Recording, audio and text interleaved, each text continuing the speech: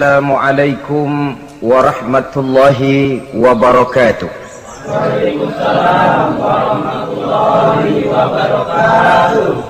Bismillahi walhamdulillah, wassalatu wassalamu ala sayyidina rasulillah, sayyidina wa maulana Muhammad ibn Abdullah wa ala alihi wa sahbihi wa mawalah.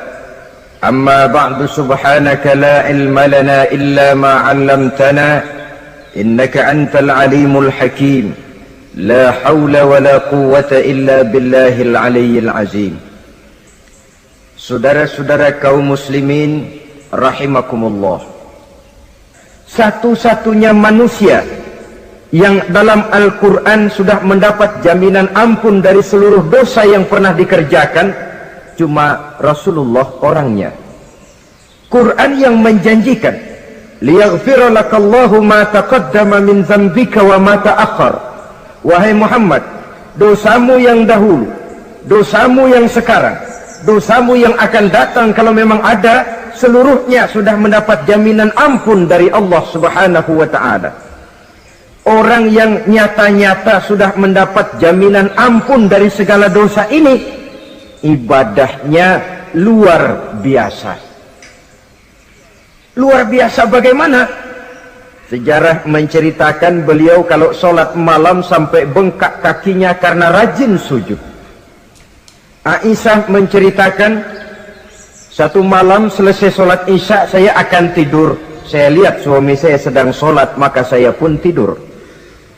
Tengah malam saya terbangun dari tidur, saya lihat suami saya masih sholat juga. Saya tidur lagi. Menjelang sepertiga malam yang akhir saya bangun, saya lihat masih sholat juga. Saya hampiri beliau.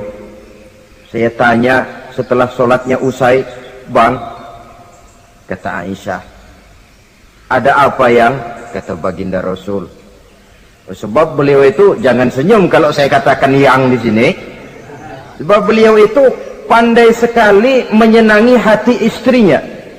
Panggilan kelihatannya sepele, tapi bisa menghidupkan keharmonisan dalam rumah tangga. Beliau apabila memanggil Siti Aisyah dengan kalimat Humaira, "Ya Humaira," wahai yang pipinya kemerah-merahan. Cantik sekali panggilannya untuk istrinya. Kita kadang-kadang terlalu jujur tapi nyakitin. Mentang-mentang bini hitam kalau manggil bini hitam, sini lo. Jujur tapi nyakiti itu. Hadirin yang saya muliakan, baginda menjawab, "Ada apa ya? Abang ini kan dosanya sudah mendapat jaminan ampun dari Allah." "Iya, lalu gimana?" "Ya kalau ibadah jangan terlalu gitu-gitu benar, kenapa sih? Orang sudah dapat jaminan ampun itu kan mestinya tenang, aman. Ini malah seolah-olah beliau orang yang paling banyak mempunyai dosa. Tidak puas melaksanakan hanya sholat yang wajib ditambah dengan yang sunnah-sunnah. Tidak usah gitu-gitu bener lah bang, sudah dapat jaminan ampun ini." Terhadap usul istrinya ini, apa jawab beliau? Sederhana tapi melambangkan sikap jiwa yang luhur. Beliau menjawab, "Aisyah, afala uhibbu an akuna abdan syakura." Yang apa saya tidak senang kalau saya ini oleh Allah mendapat gelar abdan syakura, hamba yang pandai bersyukur, hamba yang tahu berterima kasih. Makin diampuni, makin banyak sujud saya. Makin diampuni, makin banyak ibadah saya kepada Allah. Inilah prinsipnya.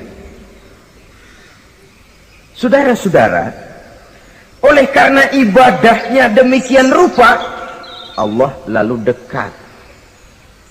Oleh karena Allah dekat, perjuangan beliau itu, walaupun Quraisy melakukan segala macam cara dan usaha, mengeluarkan segala daya dan dana, kemampuan dan kekuasaan, tidak pernah berhasil mematahkan, walaupun berhasil menekan perjuangan baginda Rasulullah sallallahu alaihi wasallam. Coba kalau kita buka sejarah, beliau itu kan mulai berjuang sendiri, yang dihadapi masyarakat yang keras, kasar, brutal.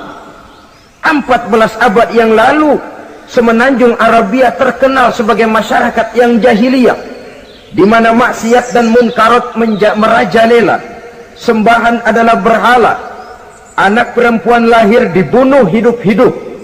Itu zaman dulu, zaman sekarang pun tidak jauh bedanya. Malah kalau zaman dulu dikubur hidup-hidup, sekarang sebelum lahir sudah dibunuh. Yang namanya abortus itu. Kadang-kadang aneh, kita mengadakan operasi bersih, dilarang buang sampah sembarangan. Kalau sudah buang sampah saja tidak boleh sembarangan, tahu-tahu zaman sekarang ini bayi dibuang di tempat sampah.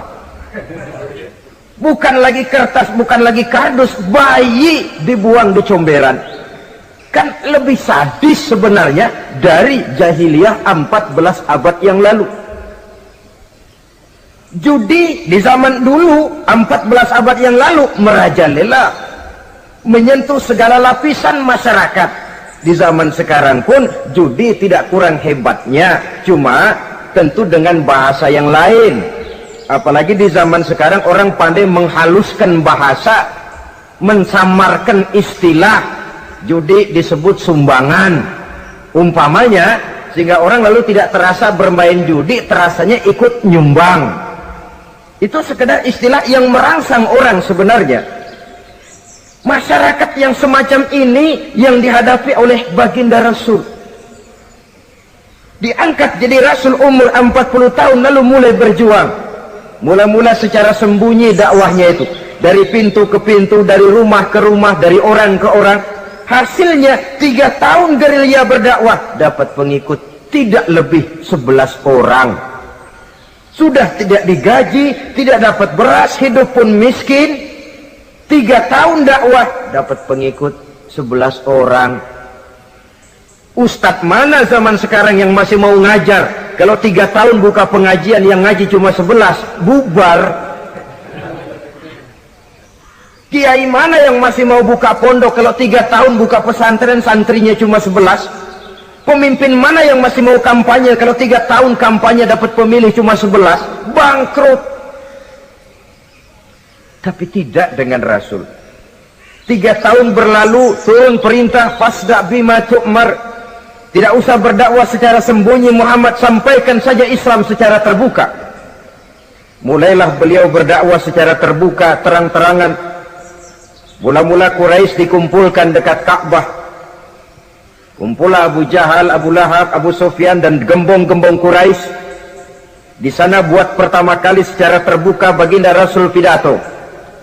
Tuan-tuan Quraisy, apakah tuan-tuan percaya kepada saya? Percaya. Kenapa? Karena Anda Muhammad sejak kecil belum pernah bohong. Baik. Jikalau memang tuan-tuan percaya kepada saya, maka mulai hari ini saya serukan kepada tuan-tuan, ankizu anfusakum minan nar. Jaga, pelihara, lindungi dan selamatkan diri tuan dari neraka. Tinggalkan segala macam berhala, jauhi Latta, Uzza, Manat dan Hubal. Sembah Allah Tuhan yang Esa, yang lam yalid wa lam yulad, yang tidak beranak dan tidak diperanakan. Ini dakwah pertama yang beliau sampaikan. Selesai beliau pidato, Abu Lahab interupsi, angkat tangan. Muhammad, ada apa paman? Alihaza jama'tana?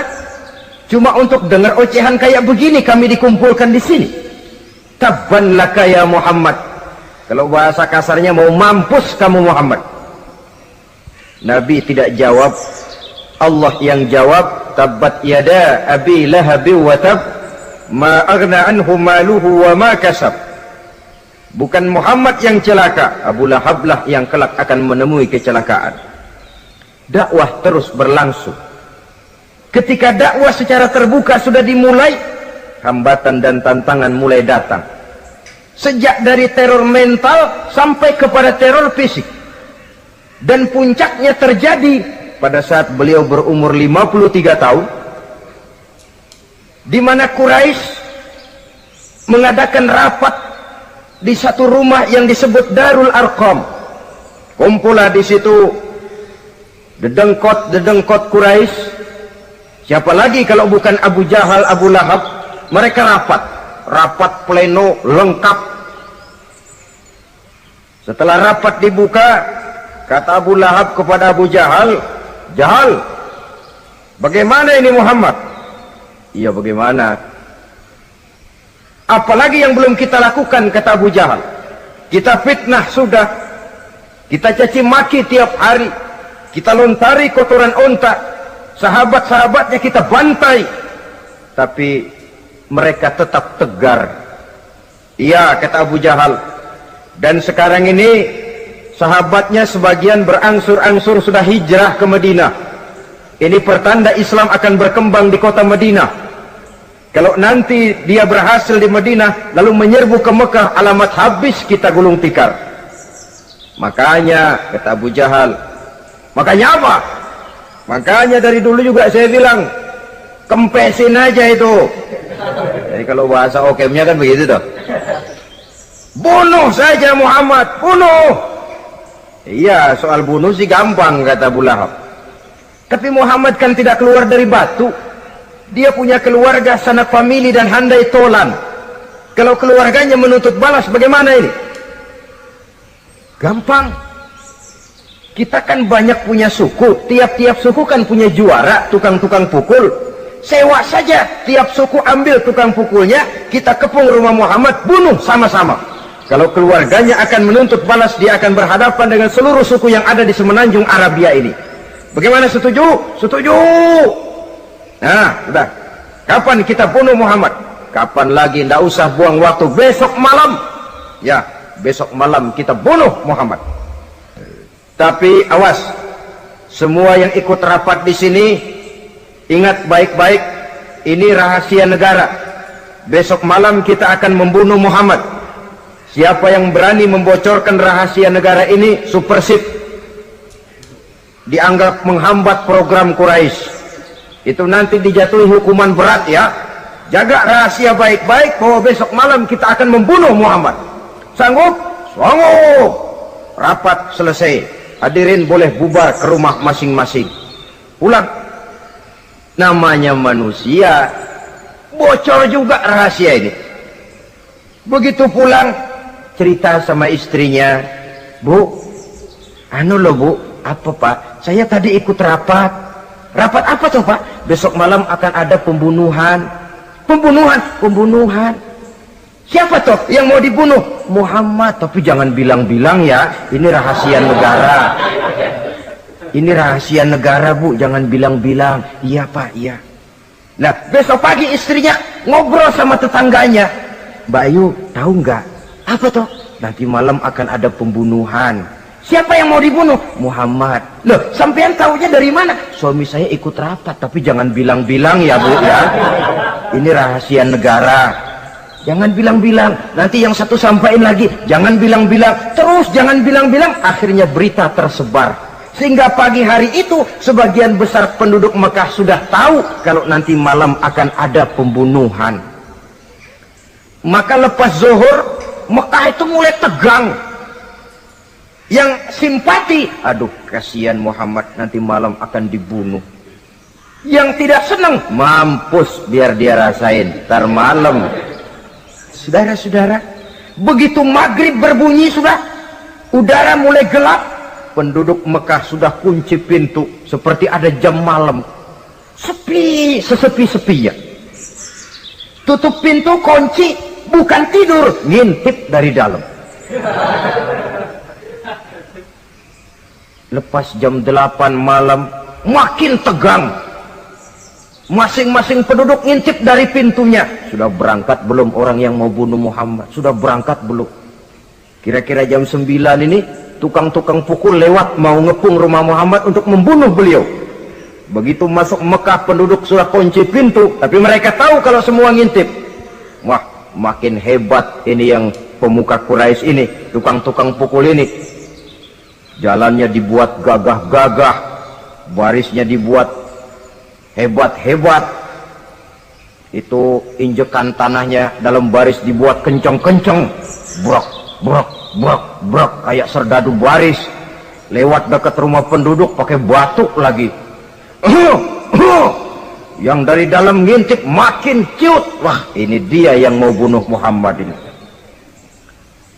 Sampai di rumah Nabi, dikepung rumah Nabi, di pagar betis. Malam itu di dalam rumah cuma Nabi, Abu Bakar dan Ali bin Abi Thalib. Nabi tahu rumahnya dikepung. Lewat tengah malam beliau berkata, Abu Bakar, saya ya Rasul, mari kita berangkat hijrah. Baik ya Rasul. Ali, saya ya Rasul, kamu gantikan saya ya. Gantikan apa ya Rasul? Gantikan tidur di tempat tidur saya. Baik ya Rasul. Masya Allah, sekali menggantikan mati. Tidur di tempat tidur Rasul pada malam rumahnya dikepung, resikonya kan mati. Menggantikan mati. Lah kalau menggantikan lurah lumayan. Menggantikan mati. Dan Ali tahu persis resikonya. Dan beliau waktu itu masih muda dan beliau tidak nawar. Baik ya Rasul, saya akan tidur di sini, berangkatlah Tuhan. Berangkat Rasul, ketika keluar dari pintu belakang rumah dikepung rapat, terjadilah keajaiban yang Allah ceritakan, wa ja'alna min baini aydihim sadda wa min khalfihim sadda fa aghshaynahum fahum la yubsirun. Di muka, di belakang, di kiri kanan dibuatkan dinding oleh Allah, dibutakan mereka tidak lihat kalau Muhammad keluar dari rumahnya. Siaga penuh, apel, mata melotot, Nabi lewat nggak kelihatan. Sampai Nabi kemudian menuju Gua Sur, 3 malam 2 hari di sana. Dari sana perjalanan dilanjutkan ke Madinah Al-Munawwarah. Allahu Akbar. Mengarungi gurun pasir yang gersang dan tandus, yang terbentang antara Mekah dan Madinah, meninggalkan kampung halaman tempat di mana dilahirkan dan dibesarkan. Keluarga yang berbeda akidah terpaksa berpisah. Kok kuat? Kok bisa? Kok sanggup? Di mana rahasia kekuatannya? Beliau punya sandaran vertikal, ibadahnya kepada Allah. Dengan bahasa kita sekarang, beliau punya backing. Backingnya tidak kepalang tanggung, yang serba maha. Maka saya mengajak kepada seluruh kaum muslimin, di zaman sekarang kan orang lagi main backingan, ya. Nah, siapa yang punya backing punya jalu. Saya cuma mengajak, kalau mau cari backing jangan kepalang tanggung, carilah backing yang serba maha. Maha gagah, maha tahu, maha adil, maha bijaksana, maha segala-galanya. Dan dialah Allah subhanahu wa ta'ala. Saudara punya backing kolonel, tanggung. Nanti dia pensiun habis. Yang kolonel saja tanggung, apalagi yang kopral. Kalau mau cari backing, carilah backing yang serba maha, Allah azza wa jalla. Caranya tentu dekat kepadanya. Untuk dekat kepadanya melalui jalur yang sudah diatur olehnya, melalui Rasulullah Shallallahu Alaihi Wasallam, yaitu solat, ibadah. Makin tinggi nilai ibadah, makin dekat kita dengannya. Makin dekat dengannya, makin banyak fasilitas yang akan diberikan untuk kita. Saudara pegawai negeri ingin cepat naik golongan, itu caranya 2. Pertama, jam kantor disiplin. Jam 7 masuk, jam 3 pulang. Kalau belum jam pulang, jangan pulang. Yang kedua, tambahan, di luar jam kantor sering-sering datang ke rumah kepala bagian. Apa malam minggu, apa hari minggu, apa bawa jeruk, apa pisang Ambon, kan begitu toh. Ini nanti kan kepala bagian kan nilai, karyawan saya yang satu ini jam kantornya disiplin, tambahan dia sering datang hari minggu di luar jam kantor bawa jeruk lagi. Ini mestinya belum naik, lah gua naikin dulu ke atas. Naik, saudara-saudara. Yang saya maksud apa? Itu zuhur, asar, maghrib, isya, subuh, jam kerja resmi itu, jam kantor. Lah, ada kunjungan di luar jam kantor, yang namanya tahajud, yang namanya hajat, yang namanya duha. Nanti kan Allah lihat, ini hambaku yang satu ini jam kantornya betul, zuhur, asar, maghrib, isya, subuhnya tepat. Tambahan di luar jam kantor, dia sering menghadap kepadaku. Nah, hambaku ini aku angkat kau maqamam mahmudah, ke satu tempat yang terpuji. Kalau Allah yang ngangkat, satu negara orang mau rendahkan kita, kita akan tetap tinggi. Kalau Allah mau rendahkan, satu negara mau angkat kita, kalau memang dasar mesti nyungsap ke bawah. Inilah perlunya sandaran vertikal. Inilah perlunya kita mempunyai backing hanya kepada Allah. Pada waktunya orang akan sampai ke titik jenuh. Dalam kesunyian orang sering mempertanyakan eksistensi diri, mulai mempertanyakan hakikat keberadaannya di tengah kesibukan bisnisnya, di tengah kesibukan kerja dari rapat ke rapat, dari kantor ke kantor, dari tender ke tender. Orang akan sampai kepada titik jenuh. Dikala itu dia memerlukan ketenangan, dikala itu dia memerlukan kedamaian, dikala itu dia mencari eksistensi diri. Sebenarnya hidup ini mau apa sih? Cuma sekedar menjalani hal-hal yang rutin saja, pergi pagi pulang sore, peras keringat banting tulang, atau ada tujuan yang lebih luhur daripada sekedar ini? Dikala itulah dia mulai mencari jalur untuk mendekatkan diri kepada Sang Pencipta. Dan tidak bisa ingin dekat dengan Allah, saudara, pakai aturan sendiri. Ingin dekat dengan gubernur harus ikut aturan yang ditetapkan oleh protokolnya gubernur. Ingin dekat dengan presiden, ya ikut jalur yang sudah disusun oleh protokolnya presiden. Ingin dekat dengan Allah, ya ikut jalur yang sudah diatur oleh Allah melalui Rasulnya. Apa itu? Ya diantaranya sholat, puasa, dan ketentuan-ketentuan ibadah yang lain. Tidak bisa dengan prinsip, yang penting kan hati baik, berjiwa bersih, akhlak luhur, tidak usah sholat kalau hati baik sudah dekat dengan Allah. Oh, alangkah enaknya kalau begitu. Kalau dengan itu bisa dekat dengan Allah, rasanya Nabi Muhammad yang paling dulu berhenti sembahyang. Kenapa? Beliau orang yang hatinya paling baik. Beliau orang yang budinya paling luhur. Kalau budi luhur dan hati baik sudah menjamin untuk dekat dengan Allah, Nabi dulu berhenti sholat. Nyatanya tidak. Beliau orang yang berbudi luhur, berakhlak baik, entoh ibadahnya demikian rupa. Dan beliau adalah standar untuk kita jadikan contoh dalam mengamalkan ajaran-ajaran agama di kehidupan kita ini. Saudara, itu tadi sepertiga waktu beliau untuk ibadah, untuk Allah.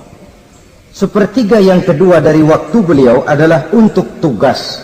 Dalam hal ini, sebagai seorang Rasul, menyampaikan risalah Islam berhadapan dengan umat. Yang jadi soal ialah, apa modal utama beliau di dalam melaksanakan tugas? Dan ini nanti sebagai cerminan buat kita. Modal utamanya pertama adalah keteladanan, dan yang kedua adalah akhlak.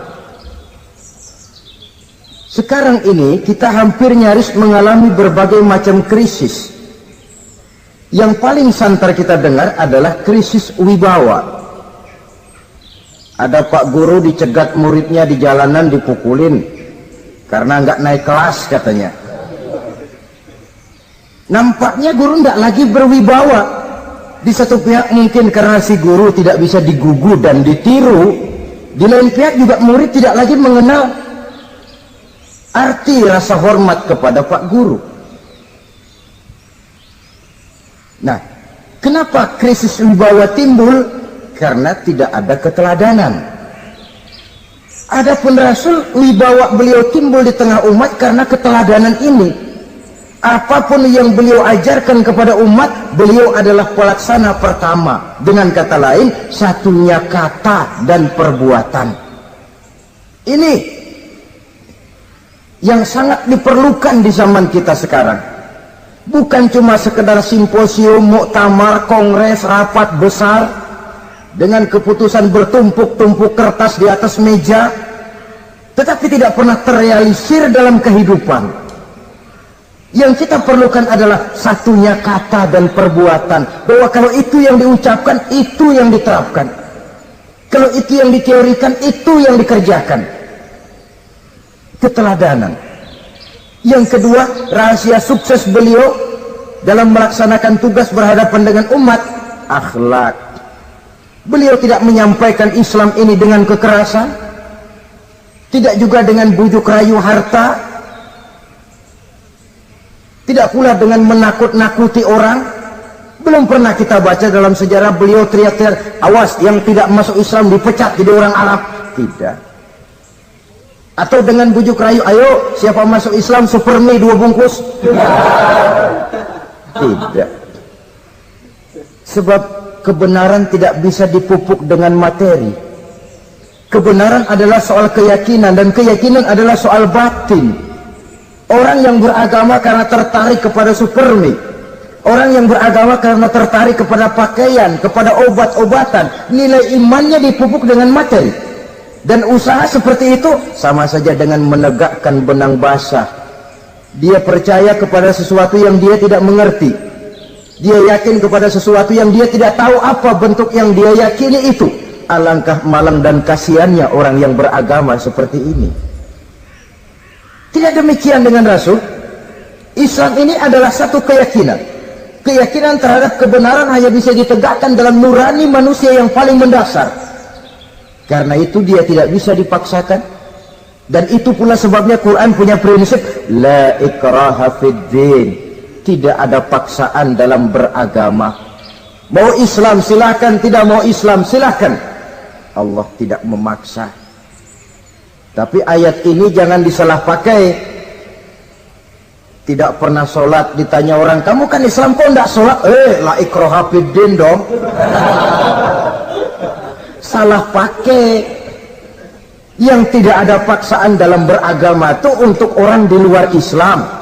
Kepada tuan-tuan di luar Islam, la ikraha fid din, tidak ada paksaan masuk Islam. Tapi kalau sudah masuk ke dalam Islam, maka berlaku peraturan Islam. Contohnya begini saja, tidak ada paksaan masuk ke rumah saya. Itu toh. Mau masuk silahkan, tidak mau masuk tidak ada urusan. Tapi sekali saudara masuk ke rumah saya, saudara harus ikut tata tertib yang ada di dalam rumah saya. Kira-kira beragama itu begitu. Tidak ada paksaan masuk Islam. Tapi sekali saudara masuk Islam, maka berlaku peraturan Islam untuk kehidupan saudara. Jadi la ikraha fid din ini buat orang di luar garis. Allah tidak maksa-maksa orang mau masuk Islam, mau tidak, silahkan saja. Tapi ketika orang mendapat hidayah masuk ke dalam Islam, peraturan Islam berlaku dalam kehidupannya. Saudara hadirin kaum muslimin rahimakumullah, akhlak. Mari kita lihat lebih jauh bagaimana sih akhlak beliau yang mulia itu. Allahu Akbar.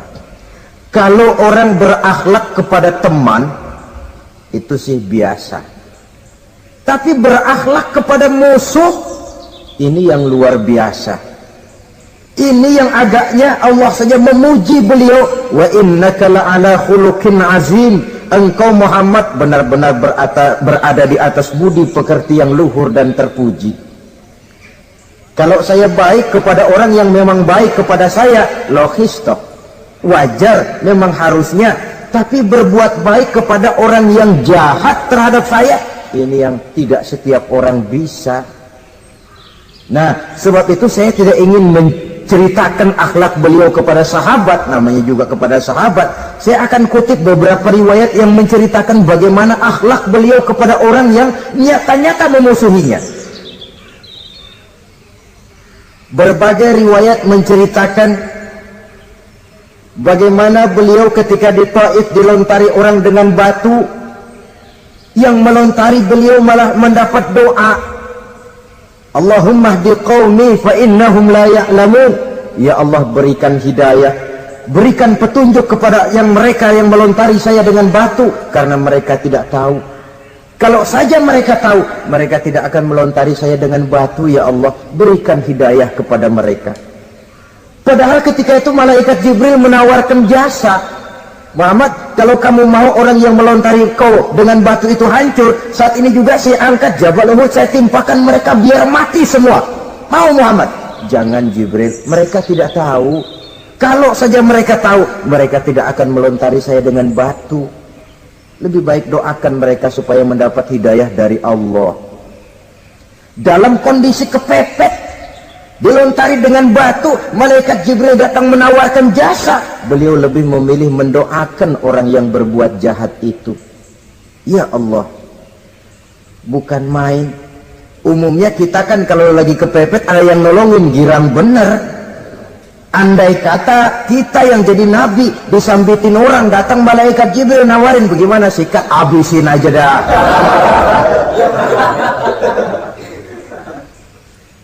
Ini akhlak kepada musuh.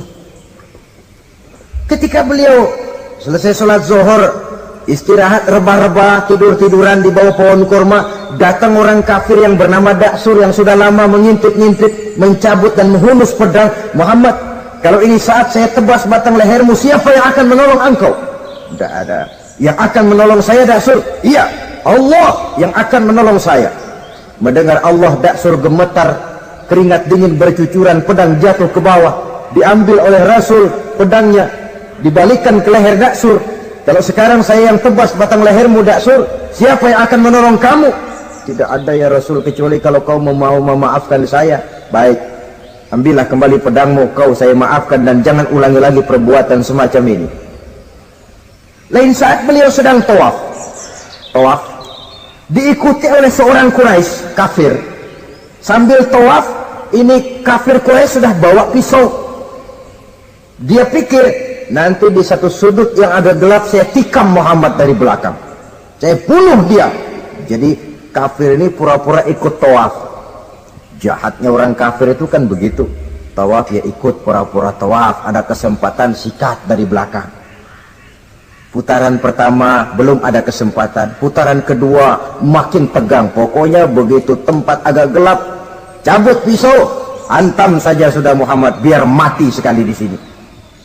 Dan Nabi tahu, oh ini asisten pribadi malaikat Jibril, masih tahu tuh. Jadi malaikat Jibril memberitahu, awas Muhammad, itu di belakangmu orang cuma pura-pura tawaf, dia bawa pisau mau bunuh kamu, hati-hati Muhammad. Roger ganti gitu.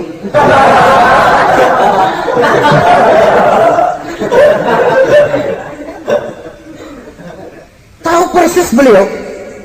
Sampai di satu sudut yang gelap, si kafir ini mencabut pisau. Nabi nengok ke belakang, menoleh Nabi. Begitu menoleh, Quraisy ini kan ketangkep basah, bahasa Arabnya yumsak mablul katanya, ketangkep basah, grogi, salah tingkah, garuk nggak gatel, kasihan melihatnya sudah. Ya namanya orang ketangkep basah itu, mau alasan apa? Nggak beralasan ya, harus merasa harus membela diri, gemetar nggak karu-karuan. Kata Nabi senyum. Mau apa, Mas? Ano Rasul, ini ano apa? Ano. Sudah, saya kan tahu kamu mau bunuh saya toh. Sudah, saya sudah tahu kok. Kamu jangan pura-pura. Kamu kan mau bunuh saya kan? Terus terang saja. Iya Rasul, iya. Sekarang gimana? Enggak berani Rasul, minta maaf saja. Ya kalau sudah kamu minta maaf begitu, sudah kamu pulang sana, jangan diulangi lagi ya. Begitu mudah beliau memaafkan orang yang nyata-nyata mau menghabisi nyawanya, sepanjang itu belum terwujud, sepanjang itu belum terbentuk dalam artian real. Sangat mudah beliau memaafkan orang. Saudara hadirin kaum muslimin rahimakumullah,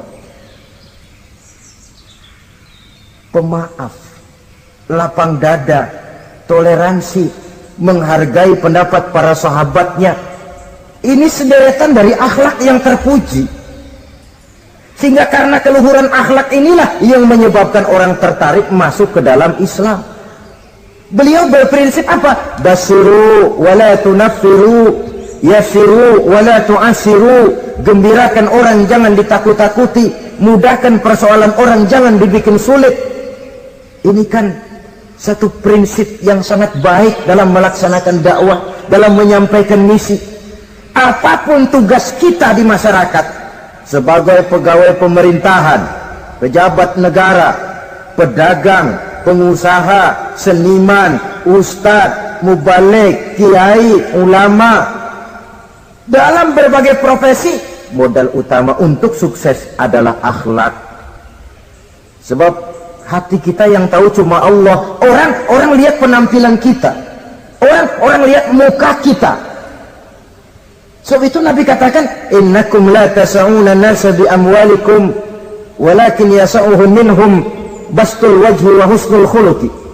Kamu tidak akan bisa menarik simpati orang banyak dengan hartamu, tapi bisa kau tarik simpati orang banyak dengan akhlak yang baik dan muka yang senyum, muka yang enak dilihat. Orang kadang sering bilang, dia mah biar mukanya begitu hatinya baik. Iya, soal hati kita nggak tahu. Yang kita lihat pertama muka. Bagaimana gue mau ikut dia, mukanya kayak batu kuburan. Kesan serem pertama itu kan sudah ada. Walaupun kadang-kadang hati memang baik, tapi hati itu kan urusan Allah. Yang kita lihat pertama muka. Ini barangkali nanti termasuk teori dalam psychology of salesman ya, bahwa sesuatu yang baik kalau dihidangkan dengan cara yang tidak baik, orang tidak akan tertarik. Lihat saja, orang sekarang ini kan entah makin lajunya dunia bisnis kita, masuk ke rumah-rumah kita cuma menawarkan air jahe, menawarkan sasa, menawarkan kecap bango, menawarkan barang-barang yang kelihatannya remeh. Ini kan termasuk psychology of salesman. Yang datang ya biasanya perempuan, wajahnya ya lumayan, paling kurang sedikit di atas 6 lah begitu. Lalu tutur katanya sopan, masuk ke rumah tidak sungkan, ada rasa familiar, rasa kekeluargaan, lalu datang. Taktik untuk menawarkan barang yang jadi merek dagangannya. Nah, Islam ini agama yang baik. Kalau disampaikan dengan cara yang tidak baik, sadis, memponis, orang akan lari dan jauh. Menyinggung, bukan menyentuh. Siapapun kalau tersinggung lari, tapi kalau tersentuh dia akan mendekat. Apaan lo Islam sembayang begitu?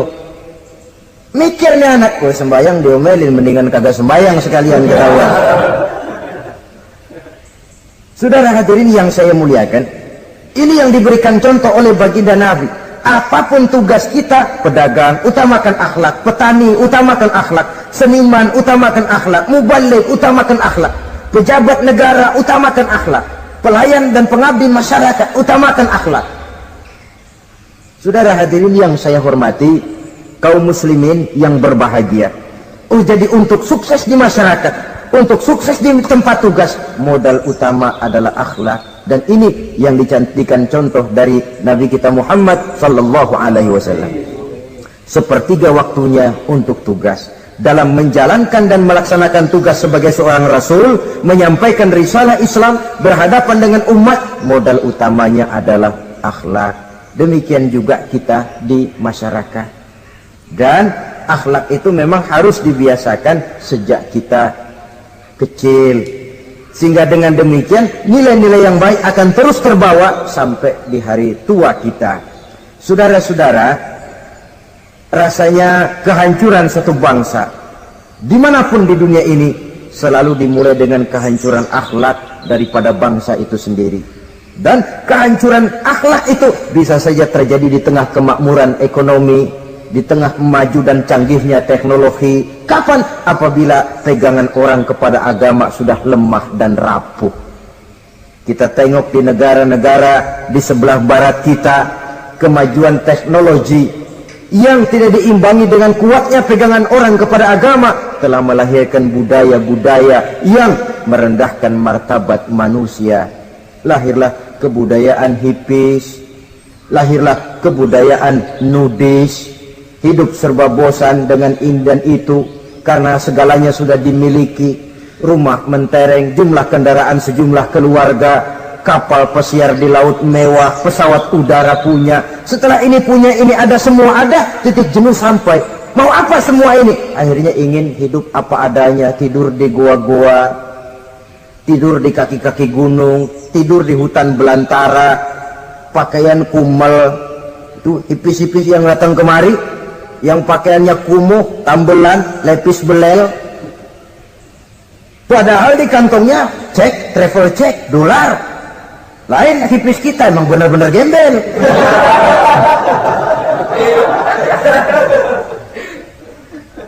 Merasa jenuh, merasa bosan. Bahkan sebuah berita dari Jerman, orang terlalu kaya, pulau dibeli. Di pulau itu dia bikin satu klub yang bernama klub nudis. Setiap anggotanya boleh masuk ke pulau itu dengan catatan tidak boleh pakai pakaian selembar pun, alias bugil, telanjang bulat. Sudah telanjang bulat itu.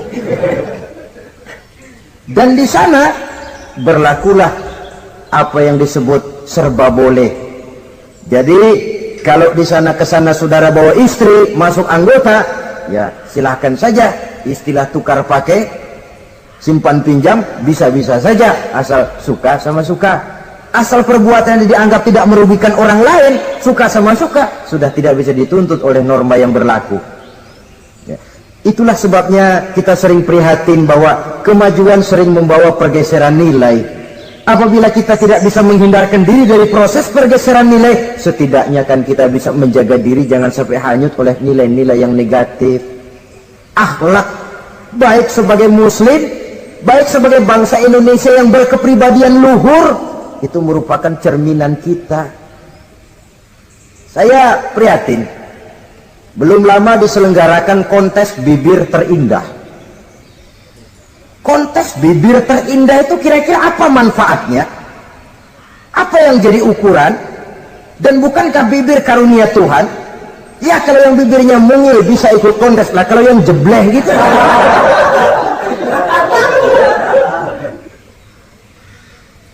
Kontes bibir terindah masih hangat dibicarakan orang. Sudah muncul lagi kontes betis terindah. Nah kalau sudah bicara soal betis ini, kan yang terbayang oleh kita kira-kira ukurannya apa? Yang diukur itu apanya ya? Ya tentu betisnya itu. Nah paling celaka kalau betis-betis yang ikut itu nanti jadi milik panitia semua kan. Yang tidak usah kita mengukur dengan kacamata agama, dengan budaya kita sebagai bangsa Indonesia yang berfalsafahkan Pancasila, rasanya mendengarnya saja kok sudah tidak sah gitu loh. Tidak pas untuk ukuran kita sebagai bangsa yang berfalsafahkan Pancasila. Saudara-saudara kaum muslimin rahimakumullah, ini yang saya maksud tadi, proses pergeseran nilai. Andai kata kita tidak bisa menghindarkan diri dari hal yang semacam itu, setidaknya kita bisa menjaga diri jangan sampai hanyut ditelan proses pergeseran nilai. Dan memelihara nilai-nilai akhlak ini dari hari ke hari memang tidak semakin ringan, bahkan akan semakin berat, karena tantangan yang kita hadapi juga akan semakin berat. Inilah sepertiga yang kedua dari waktu beliau untuk melaksanakan tugas. Jadi modal utama dalam melaksanakan tugas akhlak. Di antara nilai akhlak itu prinsip Nabi tadi, gembirakan orang, jangan ditakut-takuti, mudahkan urusan orang, jangan dibikin sulit. Sehingga kalau yang memang mudah lalu dipersulit, itu sudah mencerminkan akhlak yang tidak diajarkan oleh Rasulullah sallallahu alaihi wasallam. Kemudian yang terakhir, sepertiga yang ketiga dari waktu beliau adalah untuk keluarga. Jadi tadi ada waktu untuk Allah, ibadah, ada waktu untuk tugas, dan yang ketiga ada waktu untuk keluarga. Bagaimana Rasul di tengah keluarganya? Anas bin Malik bercerita, saya 11 tahun membantu di rumah tangga Rasul. 11 tahun itu kan artinya 11 kali 360 hari kali 24 jam. Bukan waktu yang sebentar itu. Selama 11 tahun saya membantu di rumah tangga Rasul, kata Anas, belum pernah saya dengar kata-kata kasar, keras, membentak. 11 tahun saya membantu di rumah tangga beliau, belum pernah saya lihat ada piring terbang, ada bakyak melayang. Artinya apa? Cerminan dari ketentraman, keayeman, kedamaian rumah tangga beliau. Padahal rumah tangganya kecil, istrinya lebih dari satu, tapi aman, tentram, rukun. Kita kadang-kadang istri satu seminggu 7 hari, perang 6 hari. Cuma 1 hari gencatan senjata. Sudah hadirin, saudara kaum muslimin rahimakumullah, kalau beliau tidak menyenangi satu masakan, misalnya masakan istrinya, tidak Tidak mencak-mencak, cuma kelihatan dari makannya barangkali tidak begitu banyak. Tapi tidak pernah mencela apapun yang dimasak istrinya.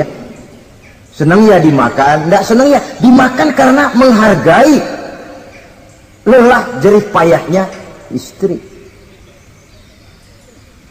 Ini kelihatannya sepele, tapi dari sini keharmonisan rumah tangga itu bisa saja timbul. Bukankah seseorang hanya bisa sukses di tempat tugas? Jadi apapun dia, kalau berangkat dari ketentraman dan ketenangan di rumah tangga. Dan tidak ada orang bisa meraih sukses kalau dia berangkat dari rumah tangga yang berantakan. Itulah sebabnya ini sangat diperhatikan oleh baginda Rasul. Dari rumah yang kecil, dari tempat tidur yang sederhana, yang sebelah itu kain kasar, sebelah dipakai untuk tidur, sebelah dipakai untuk selimut. Jadi kasur merangkap selimut. Allahu Akbar.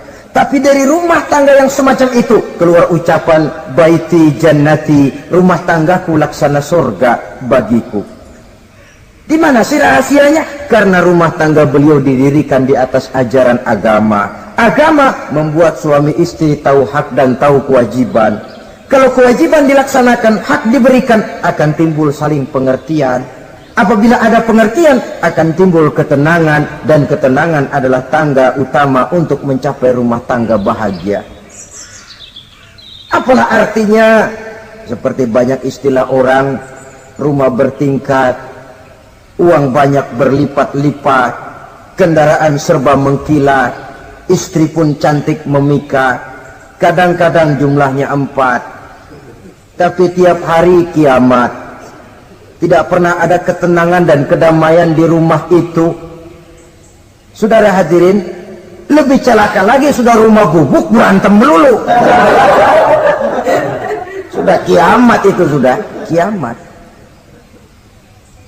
Jadi dengan adanya pelaksanaan kewajiban, pemberian hak, timbul pengertian. Pengertian membawa ketenangan. Suami keluar rumah, istri tenang di rumah. Suami meninggalkan istri pun hatinya tenang dan tentram, tidak uas-uas, tidak berpikiran nanti kalau saya lembur ini istri ngompreng, tidak. Si istri pun lega melepas suami karena ada keterbukaan.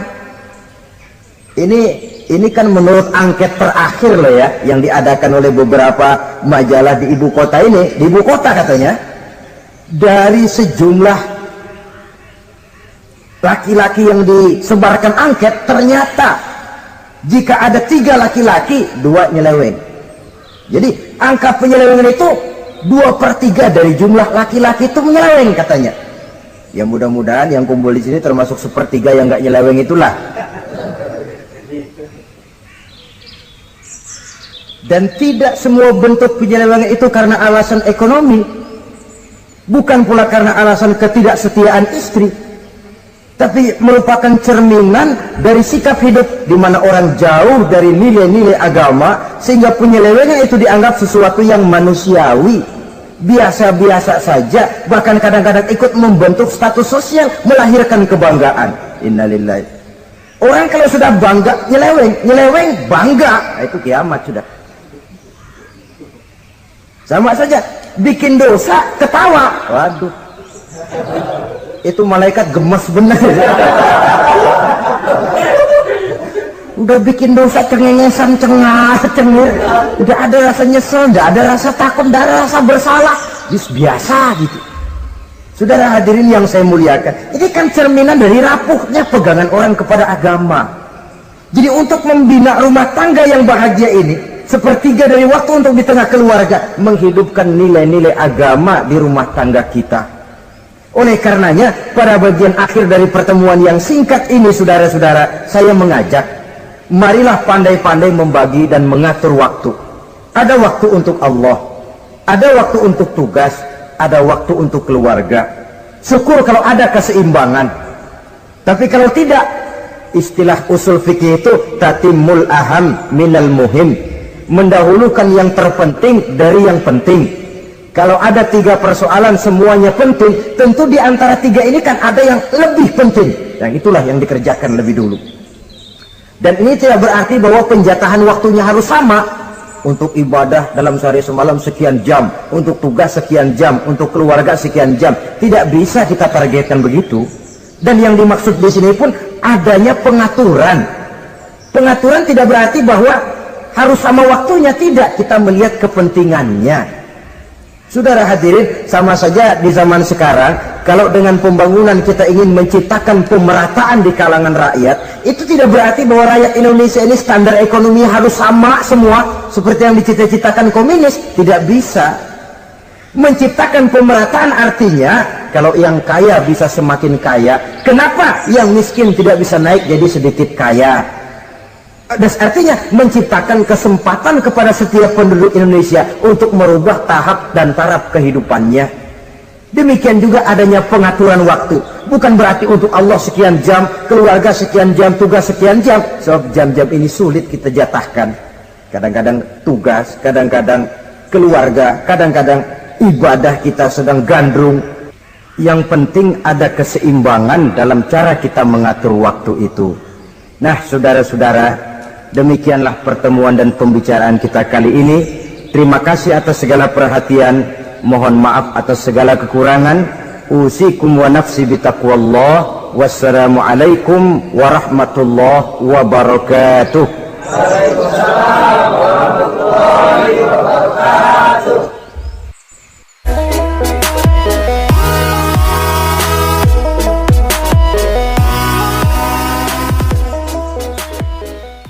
Assalamualaikum warahmatullahi wabarakatuh.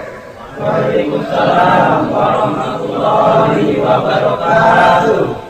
Bismillahi walhamdulillah.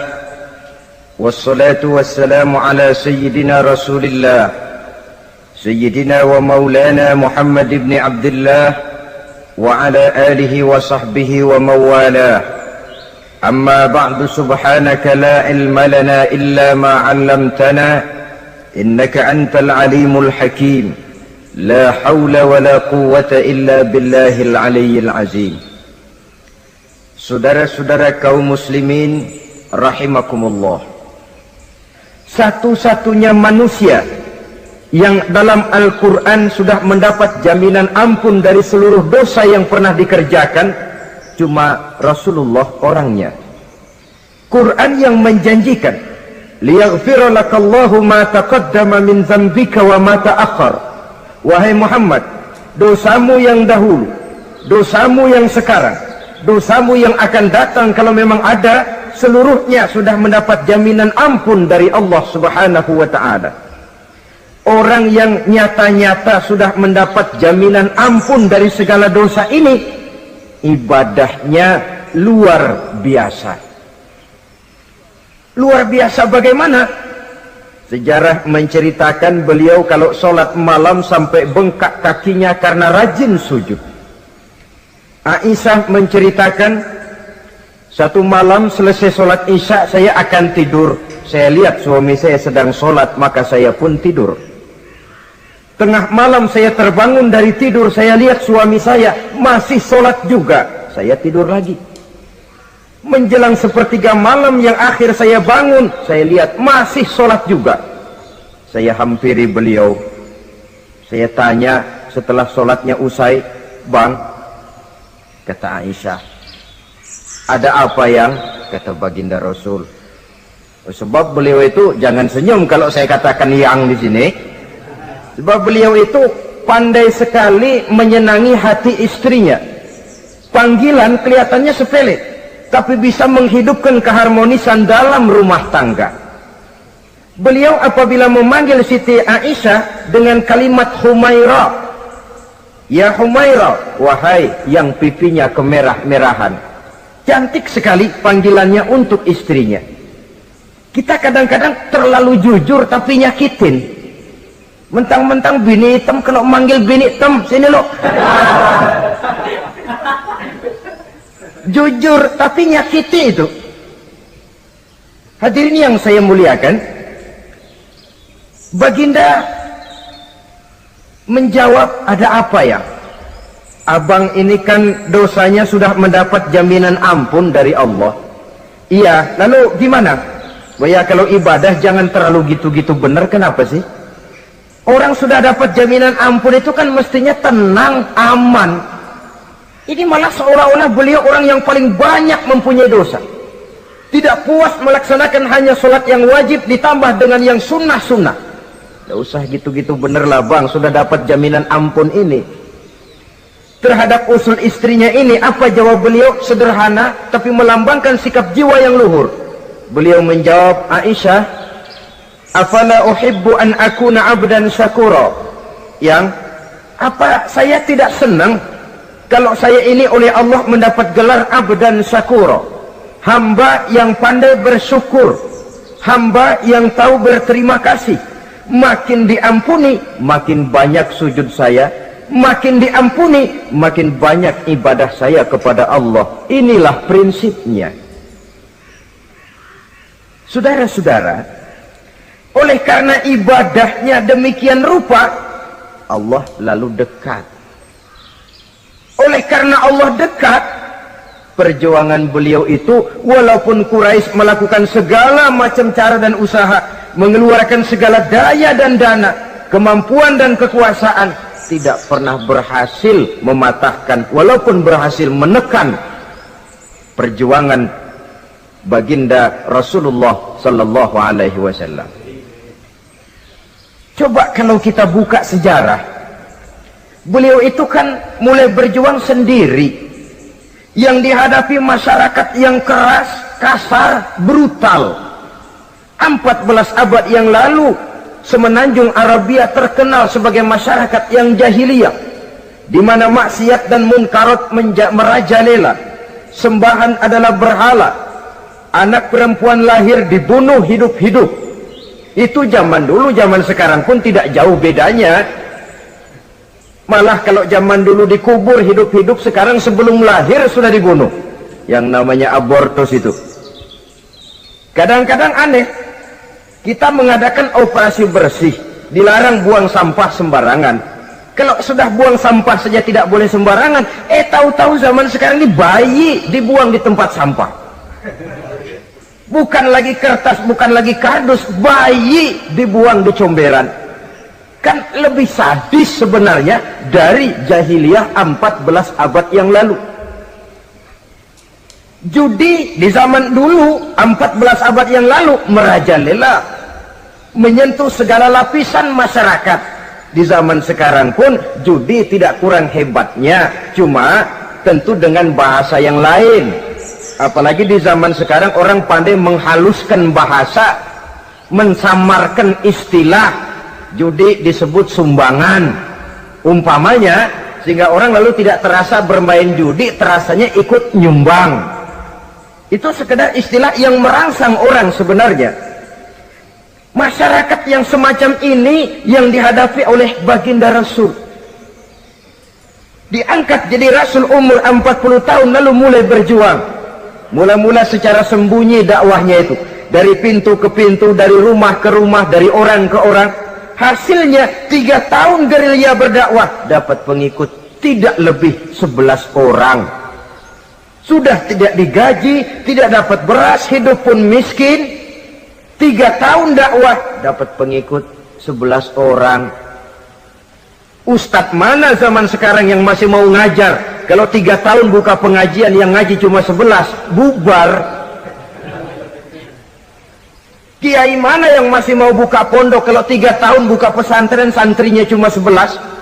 Pemimpin mana yang masih mau kampanye? Kalau 3 tahun kampanye dapat pemilih cuma 11, bangkrut. Tapi tidak dengan Rasul.